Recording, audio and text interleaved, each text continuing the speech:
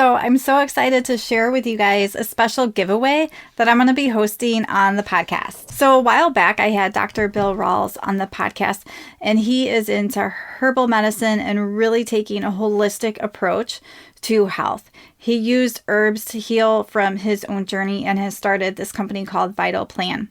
And I have been using some of their products that I have really enjoyed. So I'm partnering with Vital Plan to offer you guys a giveaway. And what one lucky winner is going to get is their bottle of HPA Balance. And this is really their star product for stress management, which I think we can all use almost anytime, but especially during the holidays. And when we take herbs, it's really taking it at a cellular level to help our body inside to be nourished. Their HPA Balance has ashwagandha in it, which you guys know is one of my favorite herbs. And it also has L-theanine, which is really calming, and relora. I'm not quite sure how to pronounce that one, guys. But all these products that he designs are made to work in conjunction with each other. So the different herbs that are put in really work well together, and they're designed very scientifically to do that. So I have been taking this HPA Balance. The other product that I have been using from them is the Sleep Complete. So I've always sort of had a harder time sleeping. So I really like having this product for when I know I need it. I don't take it all the time, but when we travel or when I know things are going on and my mind's a little more busy. So this has some herbs like passion flower and lemon balm that are real calming. It has GABA and the L-theanine again, and also melatonin. So this is a great one to take here or there, or when you're in a period where you're needing to improve your sleep some. So for this giveaway, Vital Plan has offered to give away one bottle of the HPA and one bottle of the Sleep Complete along with Dr. Bill Rawls' book. So I'm super excited. So this is all you guys have to do. I'm trying to keep it really simple for you guys for this giveaway, is just to share an episode from this podcast and tag me. So I'm going to put my links for Facebook and Instagram down below. And also, you guys can share the podcast privately. So this could be a text message or an email or verbally. And if you do that, all I want you guys to do is just send me an email or message on Facebook and tell me that you did this. We can do the honor system here, because sometimes everything doesn't have to be shared on social media. We can just share it with a friend verbally. So share the podcast. You can make your own post. You can share one of my graphics that I've had from a past episode and just tag me or share it with a friend. And I wanted to set the giveaway up this way. So one, it can help to grow this podcast and get this information out to other people. But also by sharing the podcast, I want you to increase that health community that you have around you. So when we have more people on the same page, just more people trying to get healthy who are in our immediate circle, it makes it so much easier. So I thought this would be a fun way to do the giveaway, to not only help share the podcast with other people, but to grow that community around you guys. And also, friends, if you guys are interested in their products, Vital Plan is also offering you guys to save 20% off your first order. So this is so sweet. And really, their products are pretty reasonably priced for how high quality they are. And all you guys have to do is use the code HEALTHY20 and you're going to save 20% off that first order. They also have a really great support team. So if you have questions about the products, head to their website and you'll be able to get connected with someone to answer your questions. All right, so for this episode, I am going to re-air the episode that I had with Dr. Bill Rawls a while ago so you guys can hear from him again. And just make sure to check the description down below for any of those links I was talking about. Hi friends, and welcome to the Healthy Beyond 40 show. I'm Michele, mama of 4 and military wife, and I'm passionate about helping women get healthy from the inside out so they can feel better and live their best life. Do you feel like you're struggling to lose weight and get in shape? If you're ready to develop healthier habits, exercise consistently, and lose weight sustainably, then you're in the right place. I combine my expertise from my doctorate in physical therapy to my experience as a health coach, personal trainer, and yoga teacher to bring you actionable steps for a healthy lifestyle. No magic pill here, so lace up those shoes and get moving. Welcome to the podcast today. I have Dr. Bill Rawls on the podcast, and he's going to be sharing with us all about gut health, herbal supplements, and really how we can continue to take a holistic approach to ourselves. So welcome to the podcast today. Feel free to introduce yourself and share us a little bit about you. Oh, well, thank you. Yeah, I'm Dr. Bill Rawls. I've been a physician for about 30 years. My training was in obstetrics and gynecology. I did that for about 20 years, but doing OB call is really rigorous. I was in the hospital every second to third night, most of the night and most weekends. And by my late 40s, that caught up with me. I started having health issues, defined it as fibromyalgia first, later defined it as chronic Lyme disease, and found that conventional medical treatments really did not help me. Long story short, did herbal therapy, got my life back, resorted my whole life and career. And I've been helping people with those kinds of chronic illnesses for the past 15 or 20 years. But I often see things very differently than most conventional physicians. Yeah, I love that. And so he is a conventionally trained MD doctor, but also as your life changed and you were sick, you took this different approach and started looking into herbal medicine. So I love that. So tell us about the importance of gut health, especially when it comes to women in their 40s, 50s, and 60s. Well, gut health is how you feed your cells, I mean, our body is made of cells. And all of our cells need the right nutrients. And of course, some cells need different nutrients than others. Your thyroid needs iodine. Your heart cells run mostly off of fat. Your brain cells like a little bit of glucose for some fast energy. So all of our cells need different nutrients, but eating the right foods and processing them so you're absorbing the right nutrients and through the intestinal system is really critical to your health. And that can be a complex process, of course. Yeah. And so how do you see this showing up for people when they start to have problems with their gut health? People have a range of symptoms, of course, anything from reflux to indigestion to sometimes painful ulcers to what we define as SIBO, small intestinal bacterial overgrowth, irritable bowel syndrome, constipation, and it goes on from there. Yeah. And especially when women are going through that perimenopause or in menopause, is there anything when it comes to gut health that you really like to look at or different factors that come into play during that time? Yeah. No matter what the health condition or illness, I like it to boil it down to the underlying driving forces. And when you look at gut health and some of those kind of everyday conditions that I just mentioned, the driving force is primarily stress more than anything else. And it's not necessarily mental stress. It can be stress of menopause. It can be stress of chronic illness. 75% of the people or more that I see with chronic illness have some kind of gut dysfunction. So stress is an underlying factor. And then second to that is eating the wrong foods. The two really can be a bad combination. So what stress does is it slows motility. And when you slow the intestinal tract down, everything gets backed up. So you get reflux and things sit in your stomach and you get ulcers. And bacteria grow as long as food is present. So we have bacteria through our entire tract, including the small bowel. So when that motility is slowed, bacteria keep feeding. And when they feed, they ferment and produce gas. So that's where that trapped gas and bloating comes from. So menopause is a stress. And so it's driving those factors. Now, then on top of that, if you're eating a high processed food, carbohydrate diet, and just doing all the wrong things from a dietary point of view, that can be a really bad combination that drives all of these things.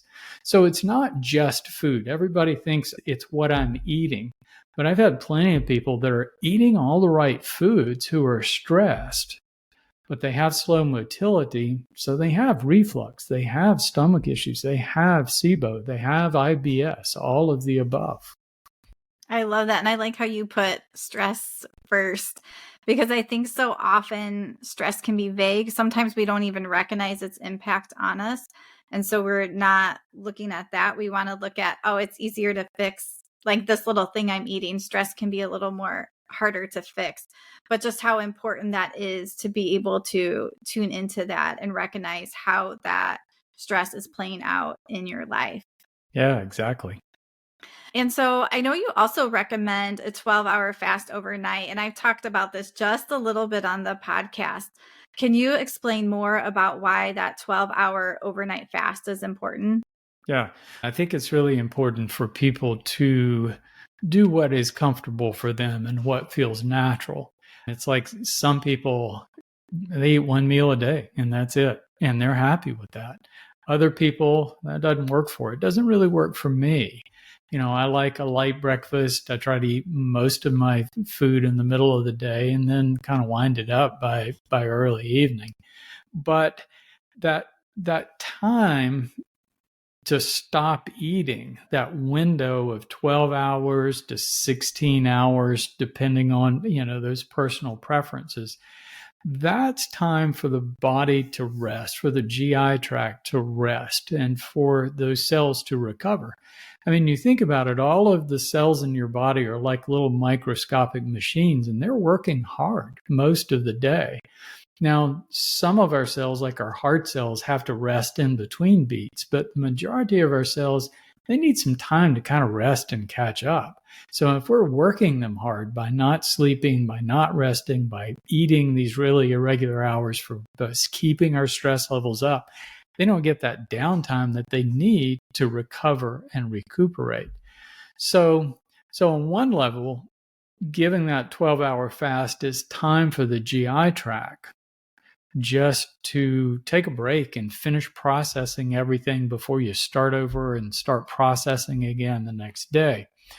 But it also optimizes cellular autophagy. So autophagy is a process by which cells repair themselves and restore themselves.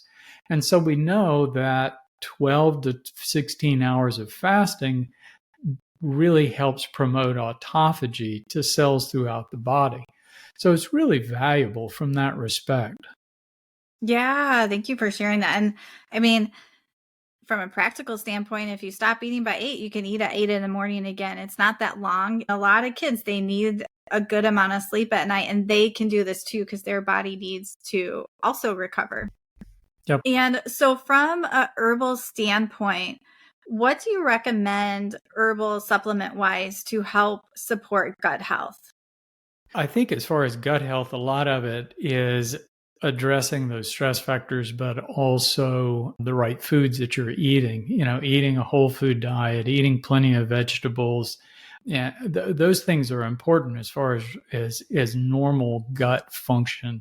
The herbs are just supporting that. So I look at it from two ways. You have herbs that are helping us neutralize stress or become more stress tolerant. Our adaptogens. So some for the gut would be like ashwagandha, or if you're stressed, possibly calming herbs like passion flower and lemon balm and chamomile. Those things can be very calming to our overall well-being, but they also are calming to gut function and allow that gut function to return and restore. So I think from that aspect, looking at the stress component, herbs can be really valuable. Adaptogens, ashwagandha, top of the list, but also herbs that help us in other ways by just soothing the gut all the way around. So there are a lot of choices out there. If you have really bad gut dysfunction and your gut is irritated, slippery elm provides something called mucilage, which helps protect the gut lining, protect those cells so they can heal. Really important. Other kinds of things, chlorella, the freshwater algae, is really nice for helping to soothe and promote healing in the gut. And then you have other herbs that calm overactivity like peppermint oil, cardamom, many of those kinds of herbs. Herbs that normalize bacterial overgrowth, berberine and berberine containing herbs like coptis can be really valuable. And for that, herbs in general.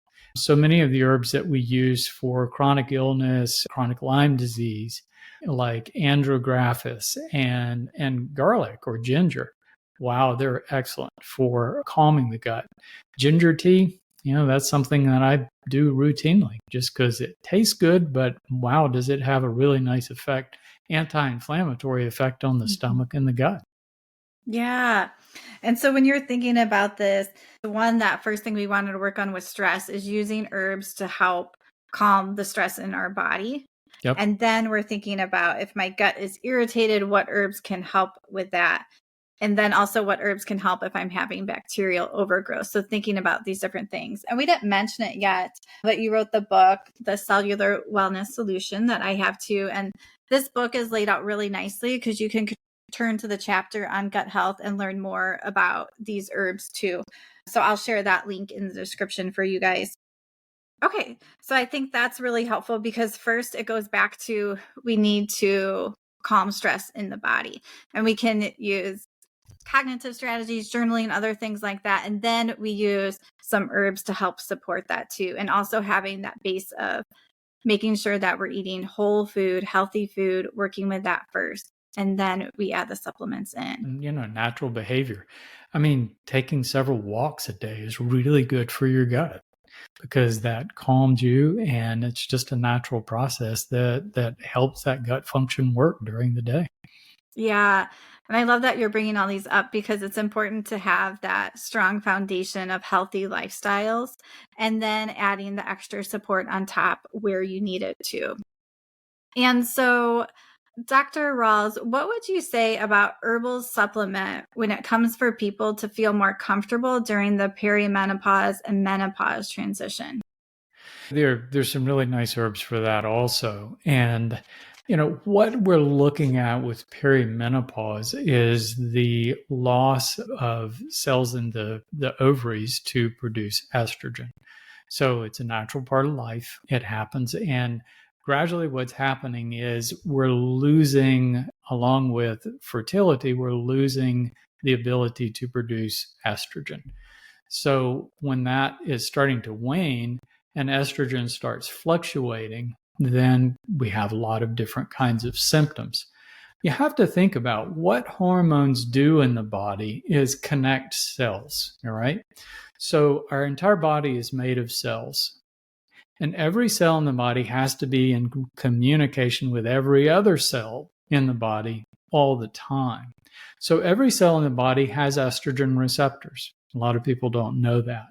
So when our ovaries are working in a normal fashion and you're getting that cyclic change in estrogen and progesterone and other hormones, then the rest of the cells of your body are aware of that.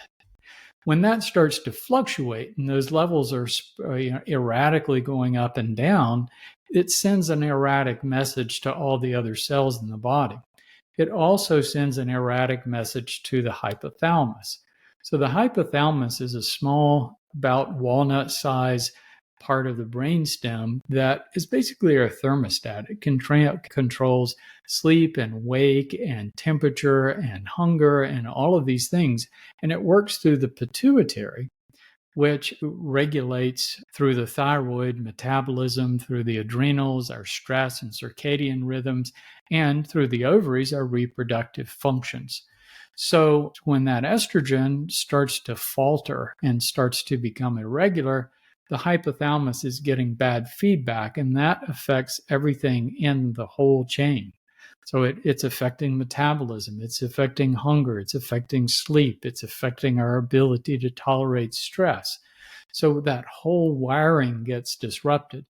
So when we look at an herb, the benefit that we would want is calming that down. And so many of our herbs are adaptogens, again, that we mentioned, ashwagandha being at the top of the list, have the effect of balancing those hormones, that feedback that's coming to the hypothalamus, So the hypothalamus can do a better job of regulating everything else, and that symptom starts to become relieved. So ashwagandha is kind of the top of my list, one of my favorite herbs for regulating those kinds of symptoms. As far as irregular cycles that come with it, there is another herb called Vitex, and Vitex is really exceptionally good. The common name is chaste tree berry. It's exceptionally good for regulating periods, so the two together can be really wonderful. I often add calming herbs of various kind with the ashwagandha, and one of my favorite things is L-theanine, a substance. It's an amino acid that you find in green tea that has this effect of competing with our exciting neurotransmitters in our brain. So it's calming us without sedating us. So it helps us focus our brain. Ashwagandha can help focus mental functions. So you put all those things together and it can be a really nice effect. But even on top of that, some people may need some kind of hormone help along the way. So bioidentical hormones can help in addition. But if you're using the herbs, your requirements for estrogen replacement will be lessened. I like that. Yeah, so thinking about how can we start with our lifestyle strategies of food, exercise, nutrition, and stress relief, then adding in these herbs. How can we use those herbs to help bring more calming and less stress into our body? Then adding the bioidentical hormones if someone still needs it too. Yeah. Yeah, absolutely. Yeah. And I think that's a great way to look at it and look at the different step-by-step approach. And also, when someone is transitioning from perimenopause to menopause, the progesterone is slowly going down over time too, which is a natural calming hormone. So a lot of what you're talking about is how can we continue to sort of bring more calm and less stress in our body? Because I think a lot of women tend to put themselves on the back burner and they really haven't taken care of themselves. So I think it can also be an opportunity of how can I take care of my body better? Yeah, if your body is stressed, then all of that is going to be more difficult. And doing all the things that you need to do as far as diet and lifestyle, they're so important. But herbs on top of that can make a huge difference in someone's life, especially, if they're in that stages of trying to make those changes, which can sometimes be challenging. I mean, life just gets in the way so often. Yeah. And when we're talking about herbal supplements, is there much of a risk of taking an herbal supplement? Yeah, it depends on the herb, like everything else. So, when we talk about herbs, we're talking about plants. And of course, not all plants are safe for us. Nobody would make the mistake of eating poison ivy for health benefits, right? So when you look at plants, things that we can use span all the way from food, which is basically nutritional, to plants with strong drug-like or poisonous properties that we would probably want to stay away from. And kind of in the middle are adaptogens and so many herbs that work by balancing hormones, protecting the cells of our body from stress, like free radicals and toxic substances and microbes. So instead of having this drug-like effect, like so many drugs or some herbs that are kind of in that outer portion, these things are just protecting us and reducing internal stress in our body. And when that stress is reduced, our body functions better, our cells function better. So adaptogens, of which there are many, ashwagandha, I mentioned, rhodiola, reishi, cordyceps. There are just so many great adaptogens out there. But also herbs that are just mainly protective, like turmeric is a wonderful anti-inflammatory, and gotu kola, which is an herb that from India that helps protect the brain, and bacopa. So there's so many herbs that can really help. Hawthorn is excellent for protecting our cardiovascular functions. So all of these herbs really are next to food as far as their safety level. Not to say somebody couldn't have an allergic reaction to a certain herb, just like they could have an allergic reaction to a food. But most people are going to tolerate these herbs very well, and the potential for the harm is pretty darn low. Yeah. So I think when you're starting with these herbs and these gentler herbs, the risk is not that much. You should become educated about what you're doing and make sure it doesn't conflict with anything if you're taking medication, but they're a lot more gentler and safer. Just like you said, they're sort of a step up from food. Yeah, for sure. Yeah, perfect. Is there anything else that you would like to share today? Any other tip? There are lots of great things out there. It all boils down to cellular health. Our body is made of cells. That's why I wrote this book. And we look at the body as being really complicated. It's made of systems and processes and all of that. But all the processes going on in the body are done by cells. I mean, absolutely everything that happens in your body, whether it's thyroid hormone being produced or your heart beating or brain impulses firing, it's all cells. And every cell in your body needs 5 basic things. It needs the right nutrients, it needs a clean environment free of toxins. It needs downtime to recover. And generally that's like 8 hours of sleep at night. It needs good blood flow from physical activity to flush away toxic substances. And it needs protection from microbes, which are our cell's arch enemy, because they're things that are flowing in our system that we're not even aware of all the time. Viruses, bacteria, everything else. So that's basically the formula for wellness right there. So if you're eating a healthy diet, taking steps to clean your water and your air and keep your food clean, you're getting 8 hours of sleep at night, and you are at least walking 3 miles a day. That's kind of my minimum. And taking herbs. What the big thing that herbs do is they protect our cells from threatening microbes. That's a huge part of what herbs do. So if you're doing those 5 things, the chances of you being healthy is extremely high. And that's wellness in a nutshell right there. Yeah, I love that. And tell us, I know you also have vital plans where you make your own herbs and sort of a combination of herbs together for specific things. So tell us more about vital plans and where people can find you. Sure. Yeah, it's vitalplan.com.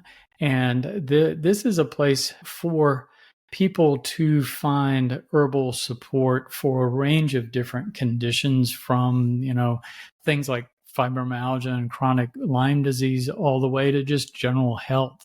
So it's combinations of supplements that I have found over years working with people just do all the things that I want. And they're built around that formula of cellular health, just to build out, what people need on an everyday basis to stay healthy or recover lost health in different situations.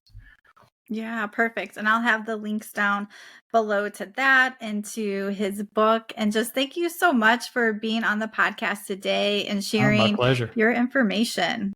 Yeah, my pleasure. All right, friends, just want to remind you, if you guys order, use the code HEALTHY20 to save 20% off your first order, and make sure you guys get in on this giveaway. All you have to do is share the podcast and tag me or send me a message for your chance to win. And this giveaway is going to close this Saturday, December 7th.